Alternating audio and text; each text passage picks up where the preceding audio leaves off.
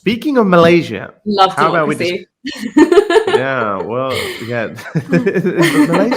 Malaysia is another one. This is, your idol. Didn't he say it right, Christopher Hitchens, that religion just poisons everything. Malaysia, Indonesia, and Turkey used to be poster boys of moderate Islam, but now they're getting worse and worse. And now, let me find that news story where they have Malaysia has actually announced that this is obviously a little bit old, but they are.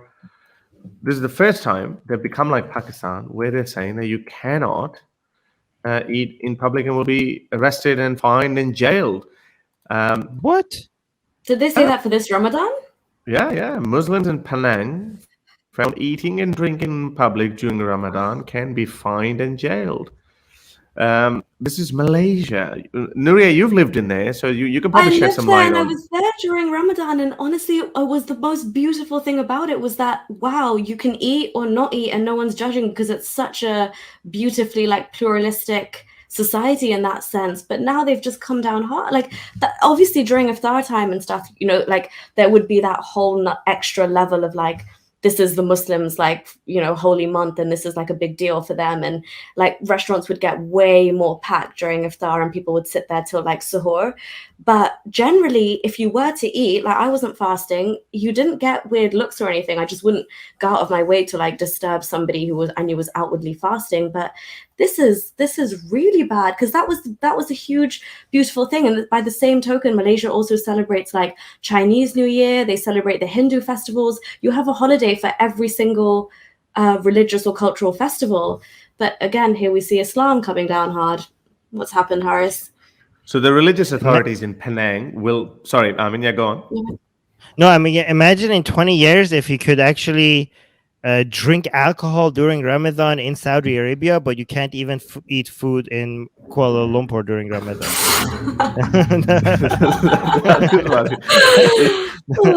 It is quite likely. So the religious authorities in Penang will monitor 120 locations across the state to catch any Muslims who might be skipping fasting during Ramadan.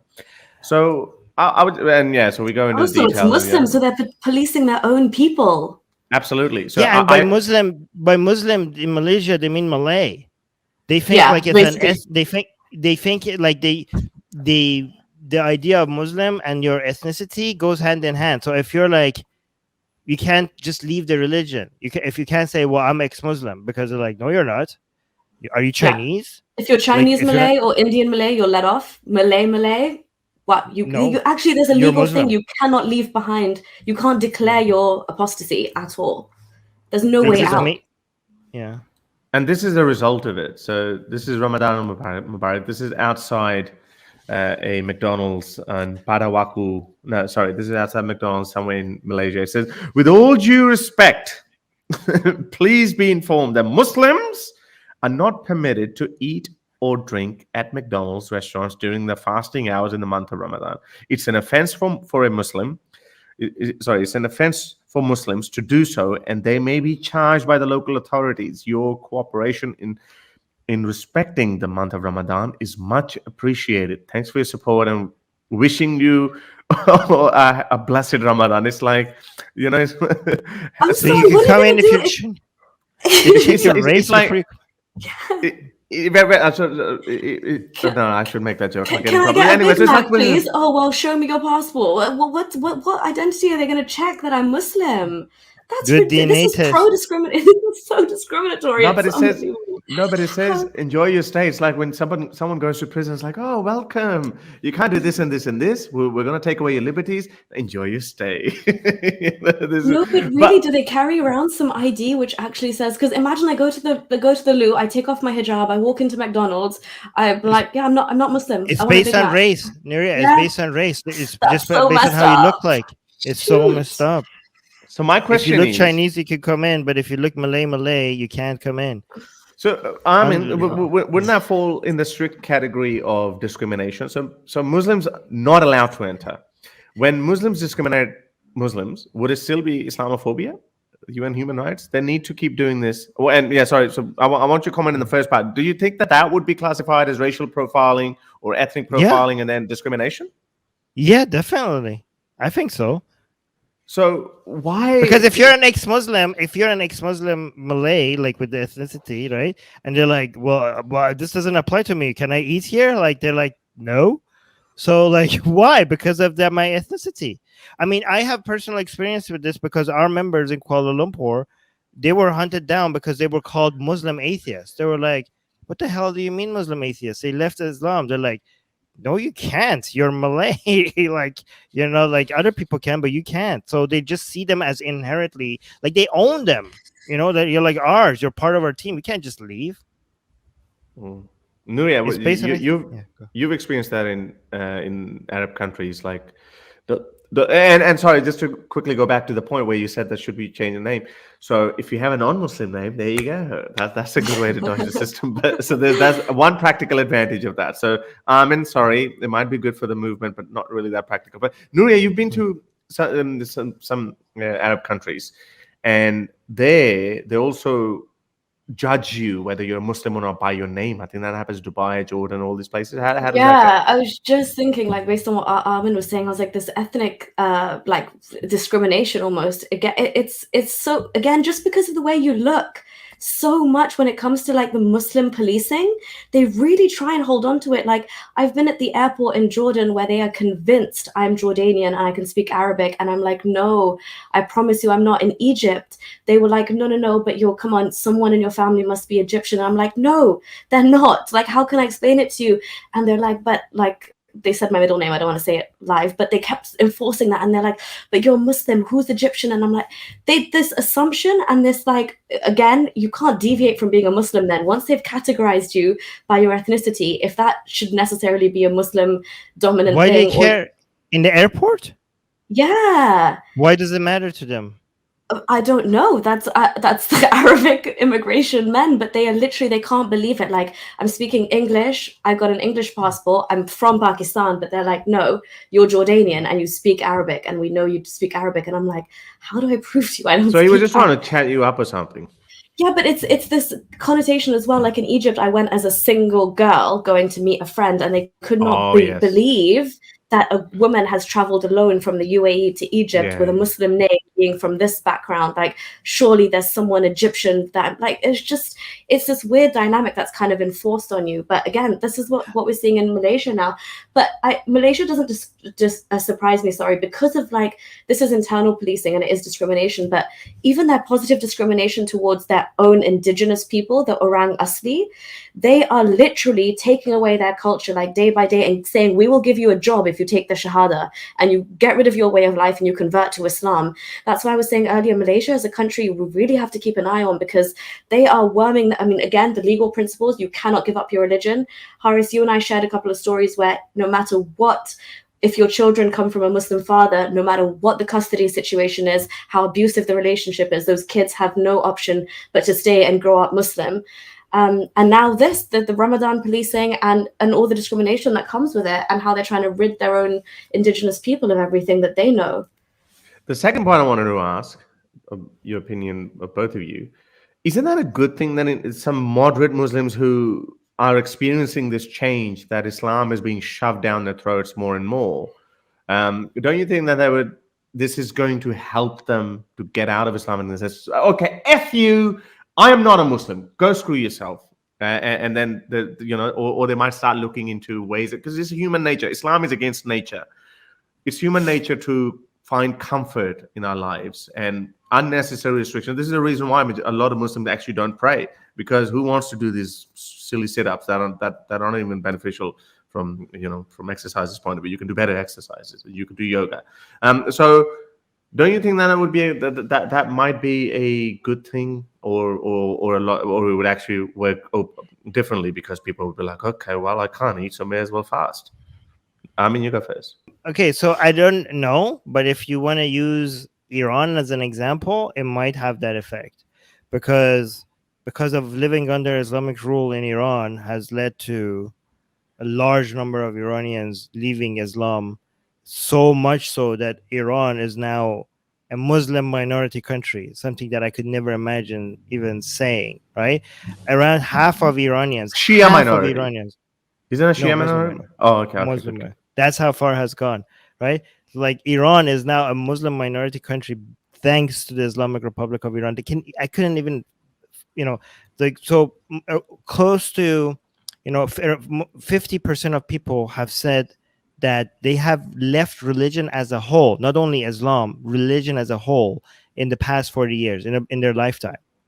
Nowhere else, no other country has ever managed to have numbers like this in one generation. Imagine half of an entire country abandoning religion within 40 years. This is unprecedented. Nowhere has this ever happened before. And this is thanks to the Islamic Republic of Iran. So it does have that effect. I just don't know if it's worth it, because a lot of people's lives have been ruined. This, like, so many people, like, when like, oh, this is great. No, it's not. It's not fun at all. Like, you know how many millions of people have died because of this? So, and how many people have been, lives have been filled with misery because of this. So I don't know if you can say if it's worth it, because but fasting is probably, most likely you're not going to die because of fasting in Malaysia, but yeah, and look, but it's not just a miserable fasting. experience. Like, I don't know how far Malaysia is going to go, but it could get really ugly. In relation to the fasting thing, I think you're right in the sense that it, like, the more obstacles that you're faced with, and the more like these things are subtly put into place, it's so much easier for a human being that just wants to like lay low and live their lives to just go with the status quo, right? And not kind of like rock the boat. So you may just end up being like, well, I can't really eat anyway, so I will just go ahead and fast, or you eat in secret or whatever. But again, it really depends on like the person's own agency and what you're willing to like do. But this is scary because like when they put things in, we know that like this is policing, but it's in a way to make sure they're trying to like entice people to do what you're assuming they would, right? In that situation, they are thinking that if we limit this and if we impose strict penalties of fines and jail time, people are most likely out of fear. It's Islam, the extension of Islamic fear being played into society. So a lot of people will cave in. But as Armin was saying, this depends. It's like a country to country contextual thing. No, so I've, living in Iran, one benefits of Ramadan, okay, is that when I was in university, the people who don't fast, we smuggle in food to university, right? Like, we have to be very careful about how we eat our food, right? So all the liberal kids don't fast during Ramadan, and you don't want to get caught. Your food has smell. If you bring it in your backpack, you have to wrap it really good so the smell doesn't go out. And you have to find secret spots in university where you go and have your lunch, right? And the good thing is that when you identify where those secret spots are, the liberal people with their food show up there, and that would be just a place where we do our illegal food eating during lunch, right? It's not even like it's like the good stuff. It's just food. It's illegal food. No, but the good thing is that in Iran, because of the sexual frustration, because boys and girls have been separated from elementary school and guidance school and high school, so there's a lot of tension. A lot of people want to get that energy out, and the university is where the first time where we meet each other. We were put in actually the same classrooms after 12 years of being separate, right? So, and that's like a lot of sexual tension. People are like really trying to get laid. So this is the best spot to pick up girls. That's my experience, right? Because any girl that is bringing food during Ramadan to eat, if she's like this rebellious, she's probably open to a whole bunch of other things, right? Wow. So Ramadan is the best time to pick the girls. To get laid. To figure out where to go. Yeah, Tina, that the title of this video is gonna be Benefits of Ramadan: How to Get Laid. In Iran. My uncle has a huge beard, right? And he came up with this his own invention because he's addicted to coffee, and he always has constant coffee. Even when he's driving, he has a coffee spot and he's drinking. And during Ramadan, when he's driving to work, he cannot not have his coffee. So he had made a straw that goes from his coffee, goes from inside his beard and goes to his mouth. And when he's driving, he's drinking coffee without getting caught. So it's not. I mean, so it's not only you this. could just get tinted windows. Oh, that's illegal. Okay. Yeah. Oh, okay. Even up to So it's not only. so Ramadan in Iran not only encourages people to find potential mates, but also reawakens and make people more Innovation. creative and engineer. Yeah, innovation. That's Yeah. good. Innovation. My dad has a very bad time during Ramadan because my dad loves to swim. Okay, and pools close during Ramadan because your fast Some breaks. water would go in. No. If your head goes up underwater, even if you don't eat or drink anything, your fast breaks. It's not just. Really? It's not. Yeah, it's That not must be just sheer thing. food that.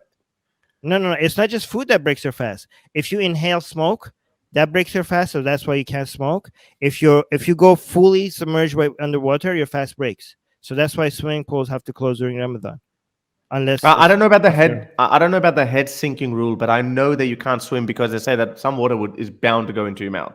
So that's what But I that's know. probably But I the don't. reason, rationale, right? Because if your head's submerged, then there's more chance No. of water getting into your mouth. If you go underwater only until here, and if you don't fully go down, your fast doesn't break. Oh my the gosh, water has- Armin, imagine it just like teasing in That's the a water. sheer like- thing. Yeah, It's definitely they a told sheer us thing. the fast breaks as soon as the water touches above your head. That's when your fast breaks. If you keep so some people like try to swim without like going under. Like, all the Breaststroke. time. What about you have a shower? Your head gets the wet. No. That's okay. Oh. That's okay. Okay.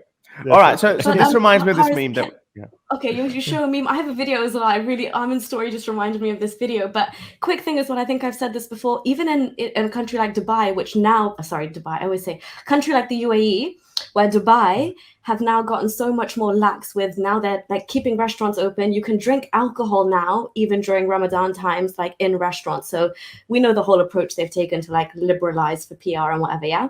So when I was there at school, imagine like 17 years old, got the most like important exams of my life to get to university.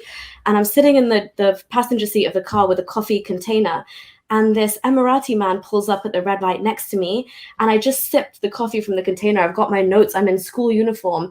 And he literally started like, he put his window down, he's beeping, he's like, la, astaghfirullah. Like, literally, I was like, oh my goodness. Like, I was trying to show him my notes. I'm like, exam, like a little kid going to school.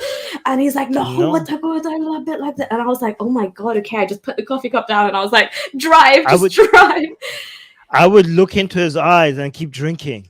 Honestly. And you know what, Armin, the weirdest thing was like right in front of him, the whole of the beach road is ads for KFC and McDonald's iftar packages. I'm like, that juicy burger is not affecting you, but me sipping from this like covered up black mug is really getting to you. What are your priorities? But let's wrap this up. Yeah. Well, we want to wrap up this Malaysian thing. This is again going to be 20 minutes long. So this basically confirms how religions actually work. And now Muslims, okay. But in other countries, like, for example, Pakistan, all restaurants are shut. So even if you have 2% of atheists or Christians or Hindus living in your area, they all have to suffer. You're not allowed. At least Malaysia says, okay, only Muslims can't do it. But this is what religion, this is the epitome of religion. So this is one of our meme sections, and I'm going to use it here. It says, my beliefs, my religion forbids me to eat ice cream in the park on Mondays. And then the obvious answer is, okay, then don't do it. No, you don't understand. As I believe that you are also forbidden to do so. So, Shut up. So religion is constantly encroaching in your freedoms. You want to pray, go do whatever you want. How did Hitchin say? You want to play with your toys, go do it. Don't go play with your toys in your house. Yeah, it's the same thing. Don't bring it to me and say, here, this is what you need to play with as well. Yeah, it's that great Willy analogy. If you like these videos and want to support me in my activism, then you can support me on Patreon or PayPal. Stay free, everyone.